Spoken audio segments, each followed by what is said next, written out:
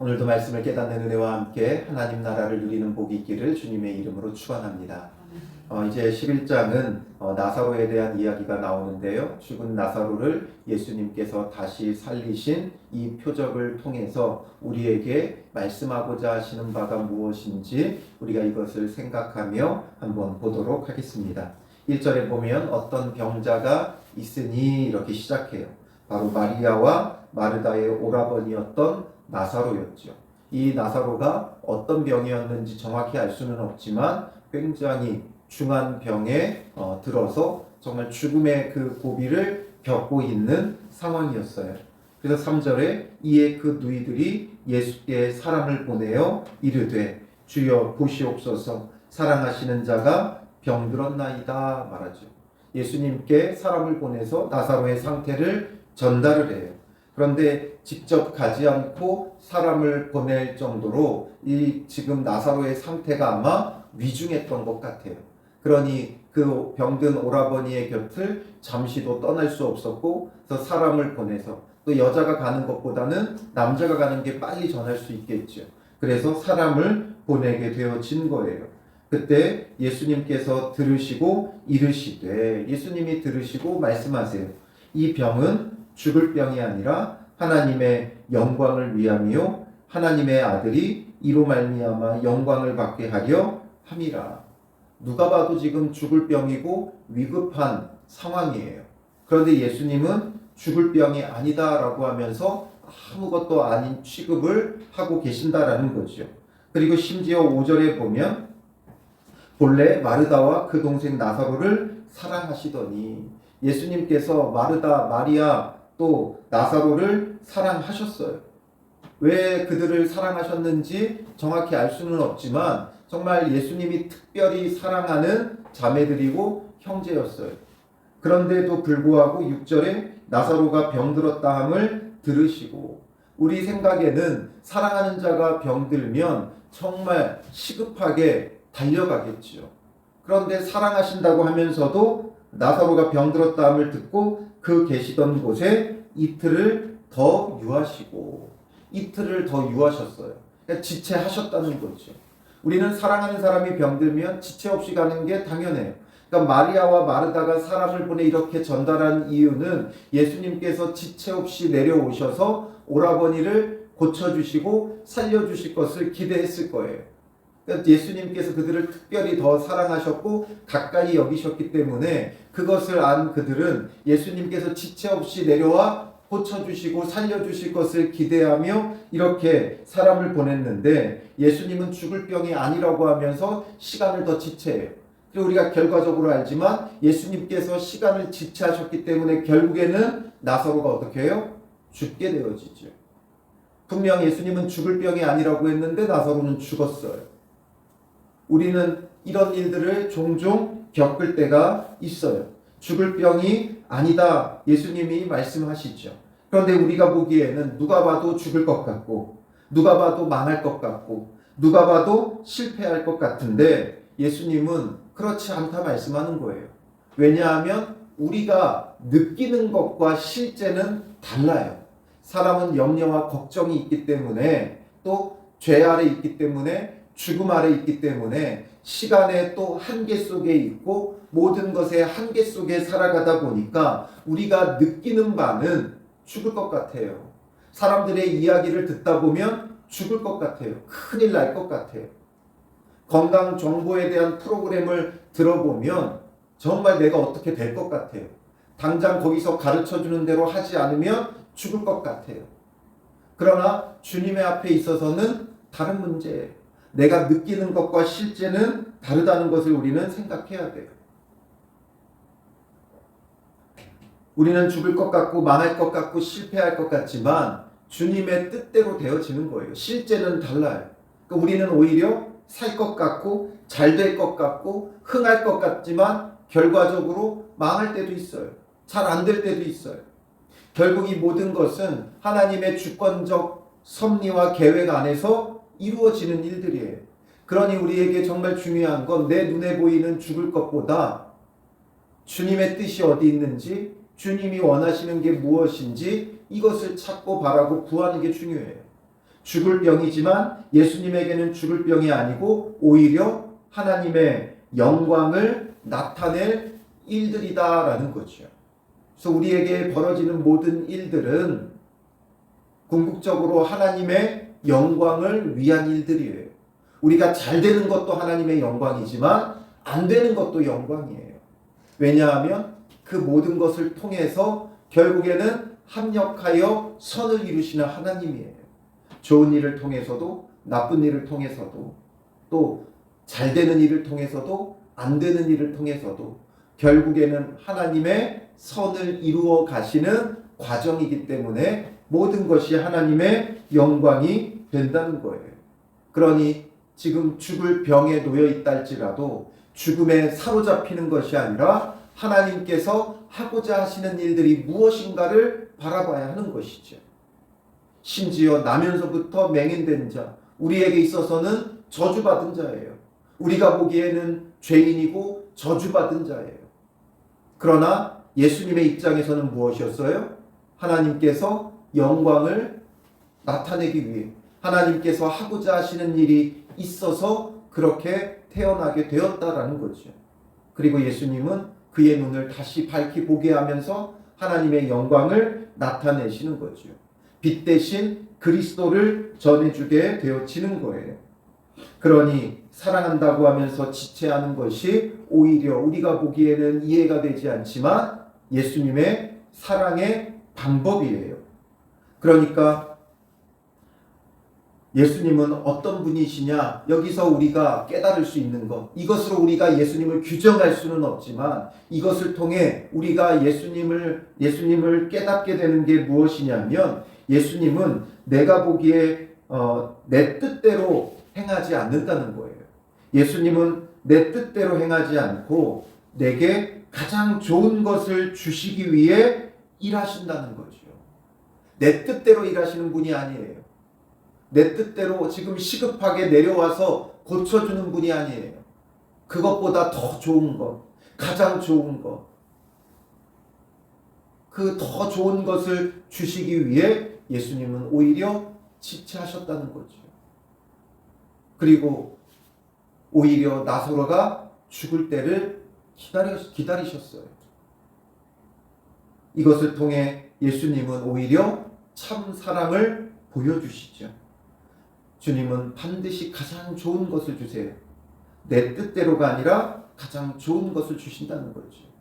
마리아와 마르다는 빨리 내려와 고쳐주는 것을 원했고 그렇기 때문에 내 뜻대로 해주시기 원했다라는 걸 어떻게 알게 되냐면 나사로가 죽은 다음에 예수님이 찾아갔을 때 마르다도 그렇고 마리아도 그렇고 예수님을 원망하죠.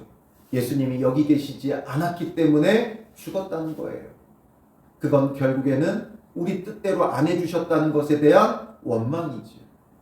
우리의 기도도 늘 그래요. 항상 내 뜻대로 주님 앞에 구해놓고 내 뜻대로 되지 않을 때 실망하고 낙심하죠. 그러니 내 뜻대로 구하는 게 아니라 우리의 모든 문제를 위해 기도하지만 그 가운데 우리가 결과를 정해놓는 게 아니라 우리가 과정을 정해놓는 게 아니라 하나님의 뜻을 구하는 거예요. 우리의 모든 기도의 제목 가운데 그 가운데 하나님의 뜻을 구하는 게 더 중요한 거죠. 내가 원하는 방식, 내가 원하는 방법은 내려놓고 내 뜻대로 마옵시고 아버지의 뜻대로 이루어지기를 구하고 또 그 아버지의 뜻을 우리가 받아들이는 게 중요한 것이죠. 그리고 이제 그 후에 제자들에게 이르시되 7절에 말씀하시죠. 유대로 다시 가자 하시니 지체하신 후에 이제 유대로 가자 말씀하세요. 왜냐하면 나사로가 죽었고 나사로의 죽음을 통해 정말 참된 부활이요 생명이신 예수 그리스도를 그들에게 전해주고자 하심인 거죠. 근데 제자들이 말해요. 랍비여 방금도 유대인들이 돌로 치려 하였는데 또 그리로 가시려 하나이까. 이 유대 땅에서는 유대인들이 예수님을 돌로 치려고 해요. 지금 예수님은 요단 동편 땅에 계셨어요. 머무르고 계셨어요. 요단 동편 땅에는 아무래도 이 유대인들의 이런 결집된 세력의 그 영향력이 덜 미치는 곳이었어요. 그래서 예수님께서 주로 활동하시던 곳도 갈릴리였죠. 그러니 유대인들의 영향력을 덜 받는 곳에서 주로 활동하셨는데, 지금 유대 땅으로 가게 되면 이 유대인들의 거센 저항으로 인하여 어떤 일을 당할지 몰라요. 그만큼 지금 격렬하게 이들이 예수님을 대적하고 있는 때였어요. 그런데 예수님은 뭐라고 말씀하세요? 그런 것에 대한 염려와 두려움은 없죠. 물론 때로는 불가피한 갈등을 피하기 위해 스스로 피하실 때도 있었어요. 그런데 예수님께서 9절에 낮이 12시간이 아니냐, 사람이 낮에 다니면 이 세상의 빛을 보므로 실족하지 아니하고 밤에 다니면 빛이 그 사람 안에 없는 고로 실족하느니라. 낮이 12시간이다. 낮에 다니면 실족하지 않는다. 밤에 다니면 실족한다. 그런데 예수님은 빛이시잖아요. 예수님을 통해 낮이 되어졌어요. 예수님이 이 땅에 계실 동안에는 예수님이 빛이고 예수님이 낮이에요. 그러니 예수님이 못할 일이 없고, 또 이 낮에 우리가 해야 되는 일은 하나님의 일이죠. 그러니 하나님의 영광을 위한 일들을 함에 있어서 예수님은 주저함이 없었어요. 앞서서 날 때부터 맹인된 자를 고치실 때도 말씀하셨죠. 9장 4절과 5절에 보면 때가 아직 낮음에 나를 보내신 이의 일을 우리가 하여야 하리라. 밤이 오리니 그때는 아무도 일할 수 없느니라. 내가 세상에 있는 동안에는 세상의 빛이로라. 예수님이 계시면 예수님은 세상의 빛이고, 그 빛이신 예수님을 통해 낮이 되는 거예요.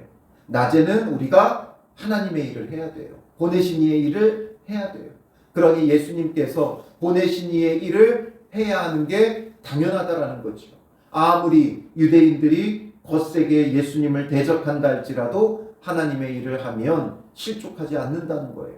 바로 주님의 때가 이를 때까지는 절대 우리의 생명을 취하여 가나 어떻게 하지 못해요. 그러니까 이들이 예수님에게 손을 대지 못하죠. 죽이고자 하면서 정작 손대지 못했어요. 이 말씀을 하신 후에 또 이르시되 11절에 우리 친구 나사로가 잠들었도다. 나사로가 잠들었다. 그런데 예수님이 나사로가 잠들었다 말씀하신 것은 무엇 때문에 잠들었다고 말씀하세요? 그냥 우리가 밤에 잠을 자는 것처럼 잠들어서 잠들었다는 게 아니죠. 나사로가 죽었어요. 죽었다는 걸 예수님은 비유적으로 잠들었다 말씀하셨어요. 성경에서는 죽음에 대하여 잠들었다는 표현을 많이 쓰죠. 그런데 예수님께서 잠들었다고 말씀하시는 것은 정말 비유로서만 잠들었다는 것을 말씀하시는 것은 아니에요. 정말 죽었는데 이 죽음의 문제가 사람에게 있어서는 더 어떻게 할 수 없는 결과고 절망이죠. 죽으면 끝이에요. 우리에게 있어서는 죽음을 우리는 이길 수 없어요. 그러나 예수님께서 잠들었다는 것은 예수님에게 있어서 죽음의 문제는 잠자는 것과 다르지 않아요. 그냥 비유적으로 죽은 걸 잠들었다 표현하는 것이 아니라 이후에 뭐라고 말씀하세요? 그러나 내가 깨우러 가노라. 예수님에게 있어서 죽음의 문제는 잠자는 것과 똑같아요. 잠자는 건 오히려 문제가 아니죠. 우리에게. 잠을 자야 또 일어나서 열심히 일할 수 있어요. 잠을 자는 건 우리에게는 회복의 시간이에요. 모든 것이 회복되는 시간이에요. 그러므로 죽음의 문제조차도 예수님에게는 잠자는 것과 다르지 않아요. 잠자는 사람은 깨우면 일어나요. 죽음의 문제는 예수님께서 그냥 깨우면 되는 일이에요. 왜냐하면 예수님은 죽으실 뿐만 아니라 다시 살아나셨고 바로 부활의 주님이시고 생명의 주님이기 때문이죠. 우리에게 죽음은 끝이에요. 그러나 예수님에게 있어서 죽음은 잠자는 것과 다를 바가 없이 다시 깨우면 되는 아무것도 아닌 문제예요. 우리가 누가 잠잔다고 해서 그걸 심각하게 여기지 않죠. 잘 자고 일어나면 되는 거예요. 일어나지 못하면 깨워주면 되는 거예요. 우리의 삶의 모든 문제의 가장 큰 문제가 뭐예요? 죽음의 문제죠. 우리에게 그 큰 죽음의 문제조차도 예수님에게서는 잠자는 자를 깨우는 정도밖에 되지 않는다는 거예요. 그러니 우리가 죽을까봐 염려할 필요가 뭐가 있어요? 망할까봐 염려할 필요가 뭐가 있어요? 실패할까봐 염려할 게 뭐가 있어요? 우리는 늘 초조하죠. 죽을까봐, 망할까봐, 실패할까봐 초조해요. 그러나 초조할 필요 없어요. 주님의 선하신 뜻에 내어 맡기면 돼요. 죽은 자도 잠자는 것처럼 깨우시는 분인데 우리에게 못할 일이 뭐가 있겠어요? 그래서 우리가 초조할 필요 없이 하나님의 때를 기다리고 주님 앞에 간구하고 주님의 뜻을 구하고 기다리면 돼요. 주님은 주님의 때에 우리에게 가장 좋은 것을 주세요. 그러니 주님의 때가 될 때까지 이틀을 더 유하시며 지체하셨던 거예요. 우리는 하루 이틀 늘 초조하죠. 기도해도 1년이 지나면 우리는 너무나 초조해지죠. 2년, 3년 변하는 게 없으면 때로는 낙심하고 절망하고 기도하지도 않아요. 그러나 주님의 때에 반드시 우리에게 선하게 이루신다는 것을 오늘 본문은 우리에게 보여주죠. 예수님께서 나사로가 잠들었다 그러나 내가 깨우러 간다 말씀하시니까 그 잠들었다로 끝나지 않고 또 깨우러 간다고 하니까 제자들은 정말 잠든 줄로 생각한 거예요. 그러니 12절에 제자들이 뭐라 그래요? 주여 잠들었으면 낫겠나이다. 잠들었으면 차라리 낫겠습니다. 이해하지 못하죠. 그러니 예수는 그의 죽음을 가리켜 말씀하신 것이나 그들은 잠들어 쉬는 것을 가리켜 말씀하심인 줄 생각하는지라. 이에 예수께서 밝히 이르시되 정확하게 짚어주세요. 나사로가 죽었느니라. 내가 거기 있지 아니한 것을 너희를 위하여 기뻐하노니. 나사로가 분명히 죽었는데 예수님은 기뻐한다는 거예요. 사랑하는 자가 죽었으면 슬퍼하고 애도해야 되는데 기뻐한다는 거예요. 왜냐하면 그것으로 끝이 아니기 때문에 그래요. 우리는 슬퍼하지만 주님에게는 끝이 아니에요. 다시 살리세요. 그리고 죽음 이후에는 영광의 나라, 하나님 나라에 이르게 하시고 정말 하나님 나라에서 아픔 없는 곳, 고통 없는 곳, 슬픔 없는 그곳에서 주와 함께 영생을 누리는데 우리가 심지어 죽는다 하여도 예수 그리스도를 믿는 자의 죽음은 고통과 괴로움과 슬픔이 아니에요. 소망과 기대죠. 그러니 내가 거기 있지 아니하는 것을 너희를 위하여 기뻐한다. 주님의 기쁨이에요. 왜냐하면 주님께서 행하실 일들을 통해 아버지께 영광을 올려드릴 것이기 때문이죠. 이는 너희로 믿게 하려 함이라. 너희로 믿게 하려 합니다. 정말 그들에게 믿음을 줄 수 있는 예수님께서 십자가에 죽으시나 절망할 것이 아니라 다시 살아나실 것이고 예수님만 살아나는 게 아니라 우리도 육체로는 언젠가는 죽겠지만 죽음이 우리의 끝이 아니라 부활이요 소망이신 예수 그리스도를 믿게 하려 하는 거지요. 그러니 우리의 인생은 절망이 아니라 소망이에요. 죽음이 우리의 절망이 아니라 소망이 되어지고 그것을 믿게 하려고 하는데 이 일들을 이루실 것이기에 주님이 기뻐한다는 거지요. 그러니 얼마나 주님 안에서 이루어질 일들이 놀라워요. 계속 반복해서 말씀드리지만 죽을 것 같고 망할 것 같고 실패할 것 같지만 이것을 통해 다시 살리시고 다시 세우시는 더 놀라운 하나님의 기쁘신 뜻이 있어요.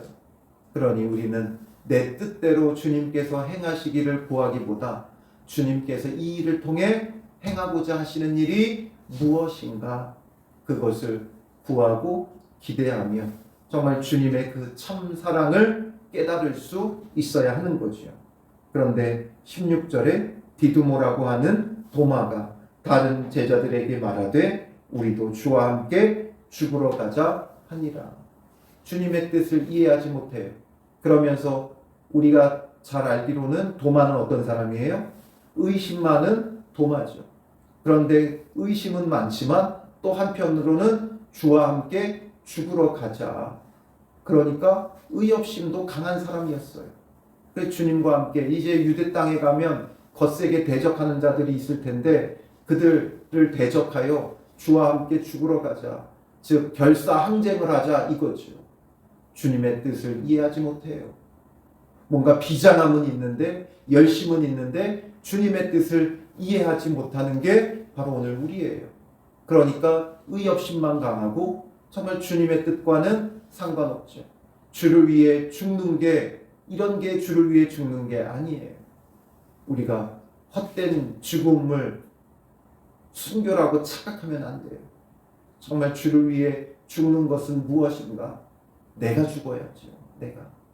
내가 죽어져야 돼요. 말씀 앞에 내가 죽어져야 돼요. 나의 이기적인 욕심이 죽어져야 돼요. 지금 제자들이 이제 예수님과 함께 죽으러 가자 이렇게 말하는 이유는 뭐예요? 결사항쟁을 통해 예수님을 왕으로 세우자는 거예요. 높아지기 위한 결사항쟁이에요. 그러나 우리는 높아지기 위해 죽음을 각오하는 자가 아니라 낮아지기 위해 죽어지는 자가 되어져야 하는 것이죠. 나는 죽고 예수는 살아야 돼요. 예수님이 나타나야 되고 예수님이 높아져야 돼요. 그래서 주님이 하시는 일이 무엇인가? 이것을 기대하고 바라보고 주를 따라야 하는 거죠. 내가 바라는 것을 위해 죽고자 하는 자가 되지 말고 주님이 원하시는 것을 따라가는, 주님의 뜻을 구하는 믿음의 사람들 되시기를 주님의 이름으로 축원합니다. 기도하겠습니다. 살아계신 아버지 하나님, 우리는 우리가 처한 상황 속에 우리가 느끼는 바는 죽을 것 같고 망할 것 같고 실패할 것 같은 수많은 일들을 겪습니다. 그러나 이런 것들이 지금까지 우리를 죽이지 못했고 우리를 망하게 하지 못했고 실패하게 하지 못한 것은 주님의 선하신 뜻대로 모든 것이 이루어졌기 때문임을 고백합니다. 그럼에도 불구하고 벌어진 일에 쉽게 흔들리고 낙심하는 우리를 긍휼히 여겨주시고 내 뜻대로 행하지 아니하시고 내게 가장 좋은 것을 주시는 주님의 그 참 사랑을 깨닫게 하시고 우리에게 벌어진 일들 속에 하나님께서 하고자 하시는 일이 어디 있는지, 주의 뜻이 어디 있는지를 구하며 묵묵히 주를 따르게 하여 주시옵소서. 우리의 의지적으로 이루어가는 자가 아니라 주님의 뜻을 따르는 자가 되게 하여 주시옵소서. 주의 뜻을 따라 오늘도 주님 안에서 참 소망을 발견하며 기대와 소망 가운데 하루하루 살아갈 수 있는 믿음의 사람들이 되게 하여 주실 줄 믿사오며 예수님의 이름으로 기도합니다. 아멘.